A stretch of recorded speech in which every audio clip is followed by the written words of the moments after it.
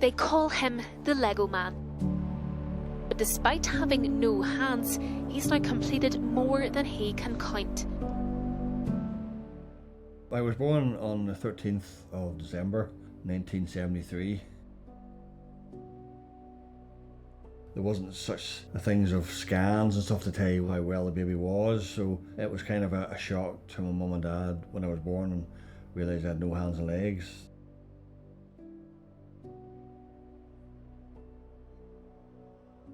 I was rushed into the Royal Victoria for my breathing problems, and in the meantime the doctor said to my mum and dad, look, we don't know if he's going to make it.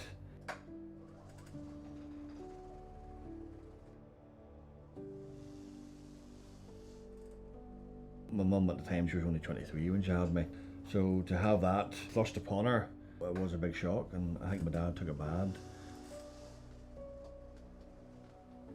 I was on an incubator for 2 weeks of him, so to try and keep me alive. It nearly wasn't here, but somebody locked me up there, says, right, you're going to be here for a purpose.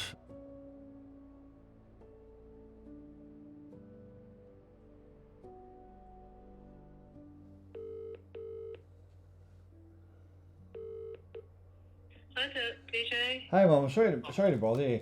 What is my disability called? You know, have no hands and legs. What was a name for it, isn't there? Well, they always said it was something called focomania. Focomania. Do you know how to spell that? I grew up in York Park, Port Stewart. I had friends that were over across the way, and we played as kids. I had wee small artificial legs since I was 9, 10 months old. You know, I used to run about with my legs like a normal child. It was a struggle because, you know, back in the 70s and 80s, there was always a stigma with people with disabilities. My mum and dad had to fight for me, and I had to fight for myself. In those days, you know, you would have seen advertisements on television for, you know, for games or for Sunday or Action Man, and it came up Lego, and I looked at it. I was mesmerised by it. I was mesmerised by the colours and what you could create out of it. And I went to the centre saying, could you get me a Lego set? In school, I would say majority of people I would have got on with. My nickname was Hands, you know. Hey Hands, how you doing? How you doing? How you doing? Fancy going out for a drink? And I said, no, I'm legless. That was my icebreaker. There was a place, they train you up to go into a workplace. I think they tried to pigeonhole you and said, you'll be good on a computer. But I was more a practical, hands-on person. And I got a job on a forklift. There was definitely first impressions. What are you here for? I'm here to drive a forklift. Are you taking the mic here? I said, no. I says, can you drive a forklift? I said, yes. Aye, right. And I would get on a forklift. Oh, right, okay. How do you do that with no adaptions? How do you do that with your hands or your legs? I can't explain it, but I did it. I'm probably ashamed to say the last time I held down a job was the year 2000. The latter end of my work, when I was talking about in school, and I never got bullied in school. But unfortunately I got bullied in work to such a stage that it nearly destroyed me. And a lot of boys were saying, well, we pay for your car, we pay for your insurance. And I said, well, no, I pay for my insurance and my car because I'm working. It was destroying my soul, and it was affecting my mental health, it was affecting my physical health. So I just decided I need to quit here. It took me a long time to get over that. You know, it took me years because I just thought to myself, what did I do wrong?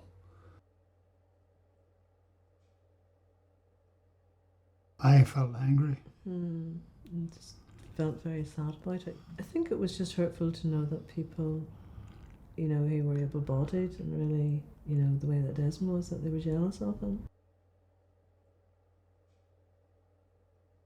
I didn't want to sound like I was being a coward or being a wimp. You know, let's say for 4, 5, 6 years, I just didn't want to. I don't even think I went out of the house. I just got paranoid about myself.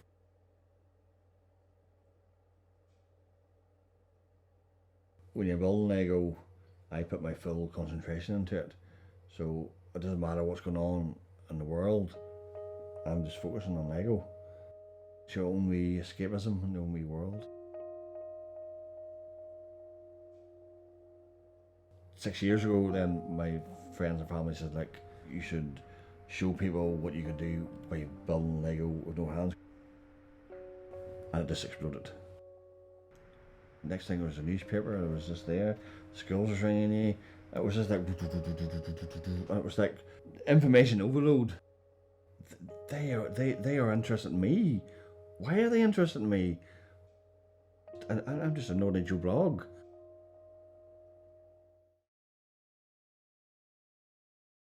It's the 14th of November. I'm Tara Mills. Welcome to the programme. This is DJ Calvert. He's 49 and was born without hands or legs, and has just been told the daily visits he receives from care workers will end in 3 weeks' time. I got a phone call from my social worker to say, I'm afraid of bad news for you, DJ, your care package will no longer exist by the 2nd of December. They're pulling the plug. So I says, well, like, what's the worst case scenario? And I says, well, if we can't get you any care package by that time, we're going to have to arrange a care home for you, put you in a care home, either temporarily or permanently. And when she told me that, my whole world just came crashing down.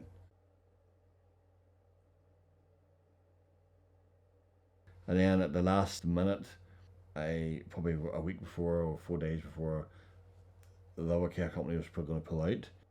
Northern Trust Care said that we can supply you a care package.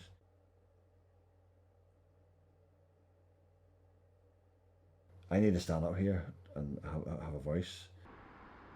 If you'd have said to me 6 years ago that you're going to end up in Stormont talking to MLAs, you know, I would have said there's no way that's going to happen, because I was very shy doing public speaking. To be able to, you know, do the Lego thing, it's different, but doing this, is anybody going to be listening to me?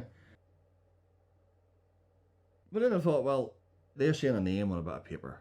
They're saying statistics. Getting my story across, I think it has brought it home to a lot of MLAs. I think it's really had an impact. And I'm hoping that my next step will be to see the Health Minister, possibly maybe the First Minister. Hopefully get them to sit down and think, right, we need to sort out a budget. We need to fix this problem, not put a plaster on it and hope that'll be fine for a week or a month or a year.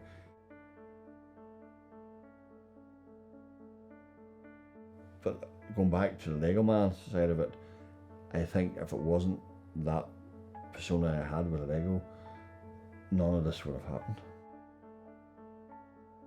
I know there's other people out there that are in the same position and wouldn't have the privilege of having contacts through the media. They were using my persona to get a news piece, so I was using them to get my story out and get it across the platforms.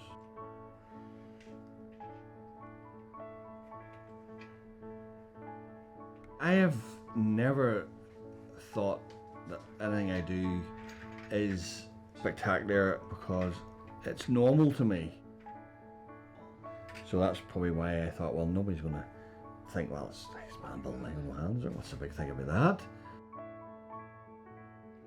But sometimes I have to think outside the box and think how other people would react and see me. And, you know, for them, it's like, bloody hell, how could you do that? And I just look at them and go, what do you mean, how do you do that? because it's just normal. And I always see myself as normal. I don't technically see myself as a disability, I have a disability.